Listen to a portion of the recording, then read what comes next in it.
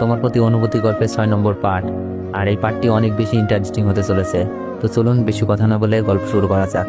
কিন্তু কেন, কি হয়েছে কিছুই বুঝতে পারছি না। এভাবে কেটে গেল 10 দিন। এখন আমি মোটামুটি হাঁটতে পারি সাপোর্টারগুলো নিয়ে। রিমির সাথে সম্পর্ক বন্ধুত্বের মতো হয়ে গেছে।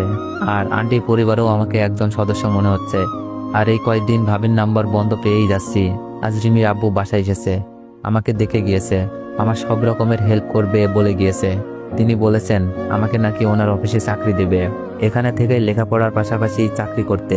কথাটা শুনে খুব খুশি আমি। কিন্তু ভাবির মোবাইলে কি হয়েছে সে চিন্তায় ঘুমাচ্ছে না। রাতে খাবার খাওয়ার পর ভাবির নাম্বারে আবার কল দিলাম, রিং হচ্ছে। আমি উত্তেজিত হয়ে যাই। মোবাইল কি ঠিক হলো? ভাবি ফোন রিসিভ করে বলল, হ্যালো, আসসালামু আলাইকুম। আমি বললাম, ভাবি আমি অনিক, কেমন আছো? তোমাকে ফোনে পাই না কেন, মোবাইল বন্ধ দেখায়? ভাবি বলল, অনিক আমি ভালো নেই। তাই বলেই ভাবি অযোধ্যায় কান্না করতে শুরু করে দিল। আমি বললাম, কেন ভাবি, কি হয়েছে আমাকে বলো। ভাবি কান্না সুরে বলল, বাসায় আমাকে নিয়ে নানা রকমের কথা চলছে। আমি বললাম, কি কথা, আর মোবাইল বন্ধ ছিল কেন? ভাবি কান্না করছে আর বলছে, তোমার সাথে ওই দিন কথা বলার পর তোমার ভাইয়া শুনে ফেলে আমি যে তোমার সাথে কথা বলতেছি। তাই সে আমাকে পতিতা, রাস্তার মেয়ে, আরো কত কি বলে বকা দিছে। আমি বললাম, আমার সাথে কথা বলছে বলে তুমি পতিতা হয়ে গেলা? কথাটা শুনে খুব খারাপ লাগছিল।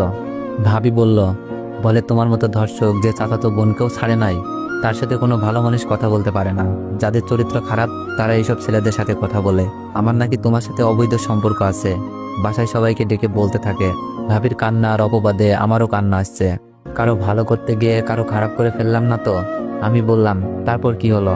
তারপর আমাকে বাসার সবাই নানা রকমের কথা বলতে থাকে, সাথে মিথিলাও। আমি সবাইকে বলি তুমি নির্দোষ ছিলে, তোমার কাছে ভিডিও ছিল। কিন্তু মিথিলা সুমিত জামের সম্মানের কথা ভেবে বলি নাই, আমাকেও বলতে দেয় নাই। ভাবির কান্নার কারণ হয়ে দাঁড়ালাম আজ। মিথিলাও কথা শোনাচ্ছে ভাবিকে, যার জন্য এত কিছু সে এখন সাধু। এই কথা শোনার পরে সবাই তোমার ভাইয়ার সাথে তাল মিলিয়ে আমাকে বাসা থেকে বের করে দেয়। আমি এখন আম্মুর বাসায় আছি। এখানে আসার পর আম্মু আমাকে নানা কথা বলছে অনেক। এটা আমি কি করলাম? নিজের ভাবির সংসার ধ্বংস করে দিলাম। আমি কিছু বলতে পারছি না, শুধু কান্না করছি। আমার জন্য ভাবির সংসার ভেঙে যাচ্ছে। ভাবি বলল, অনেক কান্না করছো কেন? কান্না করছি আর বলছি, ভাবি আমাকে মাফ করে দিন প্লিজ, আমার জন্য তোমার সংসার ভেঙে গেল। ভাবি বলল, অনেক এইসব নিয়ে ভেবো না, তুমি ভালো আছো তো? কান্না সরেই বললাম, না ভাবি, তোমার কথা শুনে মনে হচ্ছে এখনই বাসায় এসে ভিডিওটা দেখাই, কিন্তু আমার কাছে তো এখন ভিডিওটাও নাই। অনেক আমাকে নিয়ে চিন্তা করো না, আম্মু আসছে, পরে তোমাকে ফোন দিব। ভাবি ফোনটা রেখে দিল।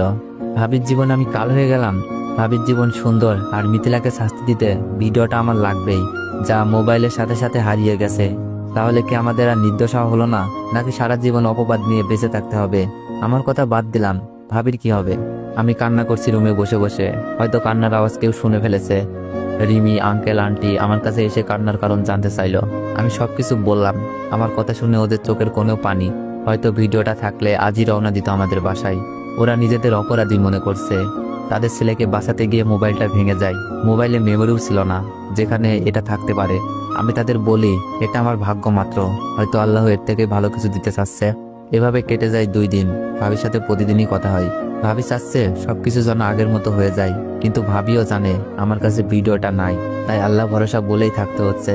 কিন্তু আজ নিজেকে বড় মনের মনে না হয়ে একটি পরিবারের ধ্বংসের কারণ মনে হচ্ছে। মিথিলাকে সম্মান নিয়ে বাঁচাতে এই ত্যাগ স্বীকার করলাম। আজ মিথিলা ভাবিকে কথা শোনাই। মিথিলা সবকিছুই ঠিকঠাক আছে, শুধু আমাদের পরিবারে নেমে এসেছে কষ্টের ঝড়। বিকেলে হাঁটতে হাঁটতে ছাদে যাই। আজ প্রথম কষ্ট করে হলেও ছাদে আসলাম। রুমের ভিতরে কষ্টগুলো বের হচ্ছে না। একটু পর পর আমাকে হানা দিচ্ছে। কাউকে কিছু না বলেই চলে গেলাম। ছাদে গিয়ে দেখি ওই দিনের মেয়েটা। আমাকে দেখেই বলল, কেমন আছেন? আমি বললাম, আলহামদুলিল্লাহ ভালো, আপনি? মেয়েটা বলল, ভালো, আপনার সাথে একটা কথা ছিল। আমি ভয় পেয়ে যাই। আমি ভয়ে বললাম, কি কথা? রিমি আপনাকে ভালোবাসে কিন্তু বলতে পারছে না, তাই আমাকে বলাতে বলল। মেয়েটার কথা শুনে খুব অবাক হলাম। মন খারাপ করেই বললাম, আমি আসলে মজা করার মুডে নেই। মেয়েটা বলল, বিশ্বাস হচ্ছে না? এই তো রিমি এসেছে। রিমি মনে হয় ছাদে এসেছে আমাকে খুঁজতে। রিমি আমার কাছে আসলো আর মেয়েটার সামনেই আমাকে বকতে লাগলো। রিমি রাগ দেখিয়ে বলল, এই আপনি কি কিছু বুঝেন না? একা একা ছাদে চলে আসছেন। আমাকে বলতেন নিয়ে আসতাম যদি কিছু হয়ে যায় আপনার। আমি কিছু বলছি না, শুধু অবাক হয়ে রিমির কথা শুনছি। রিমি কি সত্যি আমাকে ভালোবাসে? তাহলে এভাবে কেন শাসন করছে? রিমি বলল, কি হলো, কথা বলছেন না কেন?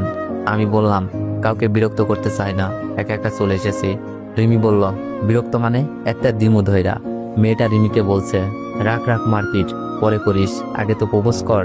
রিমি মুখ চেপে বলল, কি বলিস এসব? মেয়েটা বলল, আমি সব বলে দিছি, দুলাভাই বিশ্বাস করছে না, তুই নিজের মুখেই বল। মেয়েটার কথা শুনে রিমির মুখ লাল হয়ে গেছে লজ্জায়। রিমি বলল, অনিক, আমি তোমাকে ভালোবাসি, তুমি কি আমাকে তোমার ওই বড় মনে জায়গা করে দিবা? রিমির কথা শুনে যেমন খুশি হয়েছি তেমনই চিন্তায় পড়ে গেছি। রিমির ব্যবহার, আমার প্রতি ভালোবাসার টান, সেগুলো আগেই লক্ষ্য করেছি। যা দেখছি, রিমির মতো মেয়েকে জীবনসঙ্গিনী হিসাবে পাওয়ার আকাঙ্ক্ষা জাগে। কিন্তু আমি ভাবছি অন্য কথা। রিমিকে পরে বলবো বলে ছাদ থেকে চলে আসি আর ভাবতে থাকি রিমির সাথে রিলেশনে যাওয়া আমার ঠিক হবে কিনা। তো এভরিওয়ান, নেটওয়ার্ক চাইলে একটু বেশি বেশি কমেন্ট করুন আর একটু বেশি বেশি কপলিং করে দিও।